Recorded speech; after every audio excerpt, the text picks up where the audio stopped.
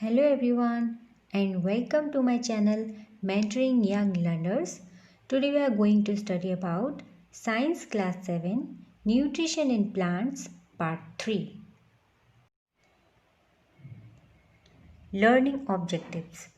Children, by the end of this session you are going to understand the photosynthesis process and its byproducts. Special cases of photosynthesis and synthesis of other plant foods. So let's get started. Okay, so now let us understand photosynthesis. Photo means light and synthesis means putting together. Okay, so let's understand with the help of definition the process in which green plants convert water and carbon dioxide into glucose and oxygen in the presence of sunlight and chlorophyll is called photosynthesis. Okay so ऐसी process जिसमें green plant water और carbon dioxide को glucose में convert कर देते हैं. ठीक है, किसकी प्रेजेंस में? In the presence of sunlight and chlorophyll. So इसी प्रोसेस को हम फोटोसिंथेसिस बोलते हैं. अब प्लांट्स अपना खाना कैसे बनाते हैं चलिए देखते हैं. ओके सो सबसे पहले हम खाना बनाने के लिए इंग्रेडिएंट्स देख लेते हैं. तो हमें चाहिए पानी, chlorophyll, sunlight, carbon dioxide. Right, so sunlight हमें सन से मिलेगी, आई मीन प्लांट्स को सन से मिलेगी. ठीक है, अब प्लांट को सनलाइट मिल चुकी है, उन्हें वाटर की ज़रूरत है. रेन वाटर से उन्हें वाटर भी मिल जाएगा. ठीक है, अब ये वाटर जो है मिट्टी में एब्जॉर्ब हो गया. मिट्टी में वाटर के साथ साथ कुछ मिनरल्स भी प्रेजेंट है. सो वाटर प्लस मिनरल्स ये दोनों ही मिट्टी में हैं और जो कार्बन डाइऑक्साइड है वो एटमॉस्फेयर में प्रेजेंट है. अब क्या होगा? अब ये रूट के थ्रू जो हमने देखा था जाइलम वेसल, ठीक है, उससे ये सारे वाटर एंड मिनरल लीव्स में ट्रांसपोर्ट हो जाएंगे. ठीक है, और लीव्स में सनलाइट एब्जॉर्ब कर लिए with the help of chlorophyll. Okay, in this way they can process. ठीक है, तो इस तरीके से कार्बन डाइऑक्साइड को भी एब्जॉर्ब कर लिया. अब बन के आएगा इस प्रोसेस के प्रोडक्ट्स. So oxygen. ठीक है, ऑक्सीजन रिलीज हो गई. इस प्रोसेस में ऑक्सीजन रिलीज होगी और glucose that means carbohydrate form हो जाएगा. तो इस तरीके से ये प्रोसेस कंप्लीट होती है. तो हमने देखा कि सनलाइट और क्लोरोफिल जो कि लीफ में ऑलरेडी प्रेजेंट है, उनकी प्रेजेंस में water plus mineral and carbon dioxide से प्लांट अपना खाना दैट मीन्स ग्लूकोज और कार्बोहाइड्रेट बना सकते हैं. ठीक है, उसी के साथ साथ वो रिलीज़ करते हैं ऑक्सीजन एटमॉस्फेयर में, जो कि ह्यूमन बींग्स के लिए बहुत इंपॉर्टेंट होती है. Right children? Okay, so the reaction taking place during photosynthesis can be written like this: carbon dioxide plus water in the presence of sunlight and chlorophyll gives out glucose and oxygen.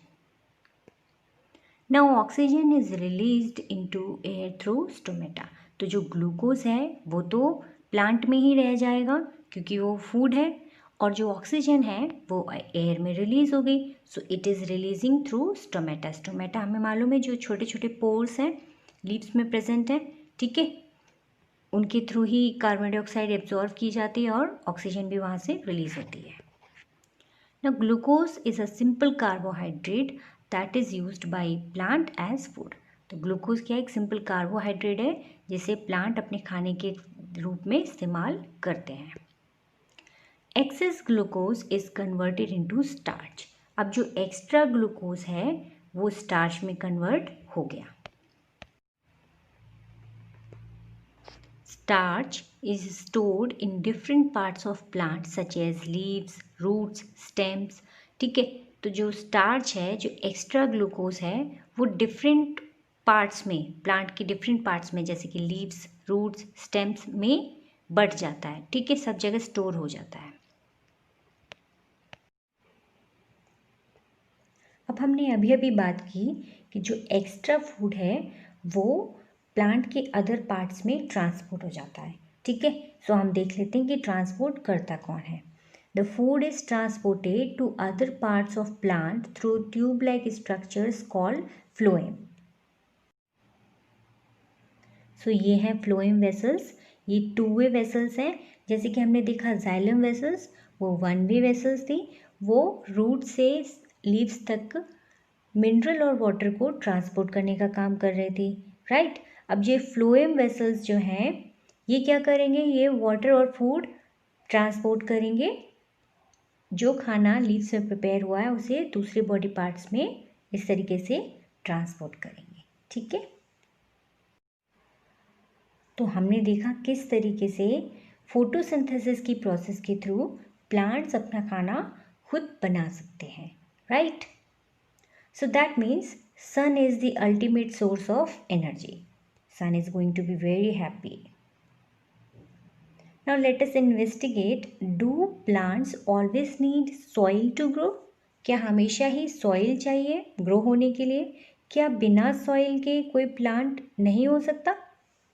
That we have to find out. Only green colored leaves can make their own food.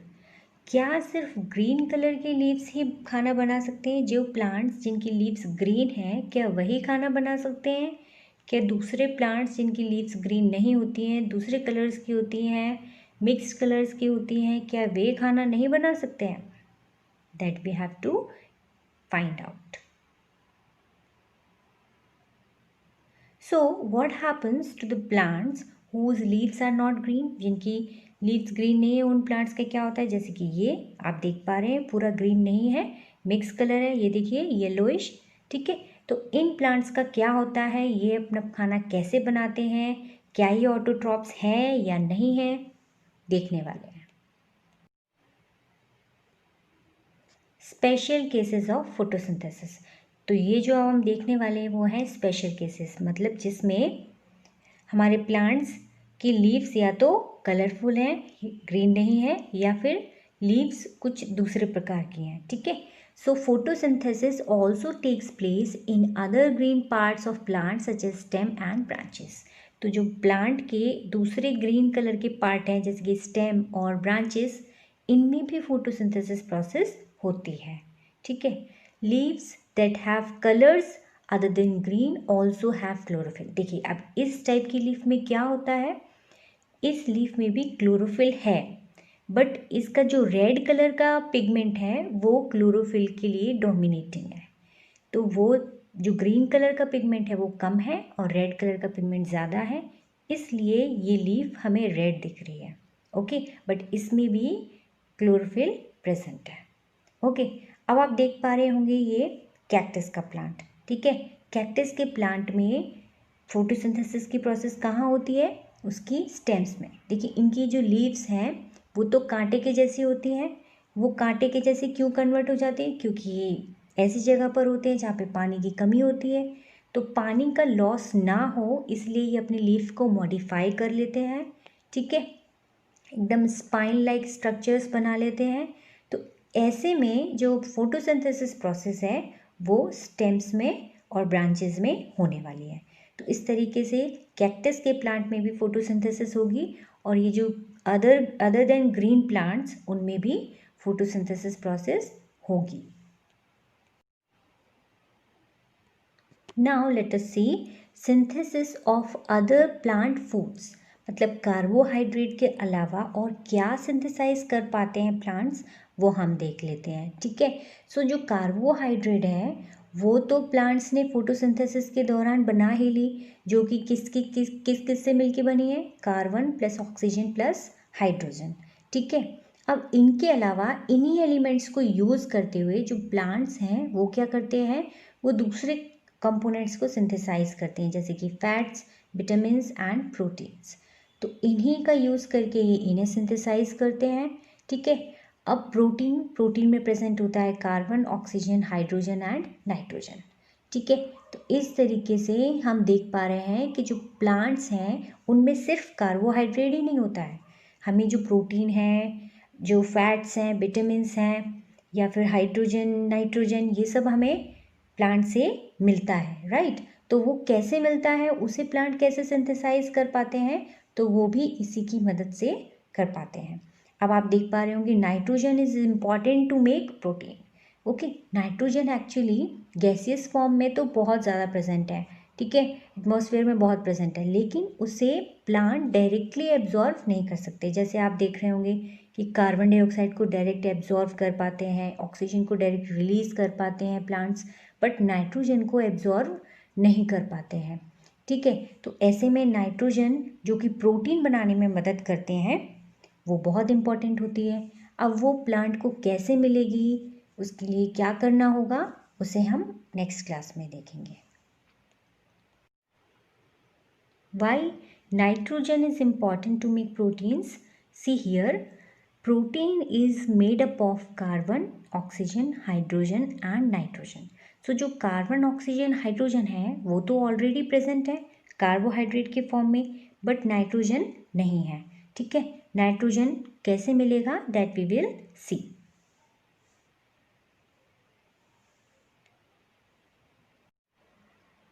So students, it's time to check our knowledge. You have to fill the blanks using these words given in the box, okay? And you will get answer to these fill in the blanks in our next part. Till then, try to solve these fill in the blanks and write answers in the comment box, okay? So in today's class, we have learned about photosynthesis process and its byproducts. We have learned about special cases of photosynthesis, like if leaves are not green or leaves are modified, how do they take photosynthesis process? And also we have understood about synthesis of other plant foods. If you want more such videos, please subscribe to my channel, Mentoring Young Learners. Thank you for watching.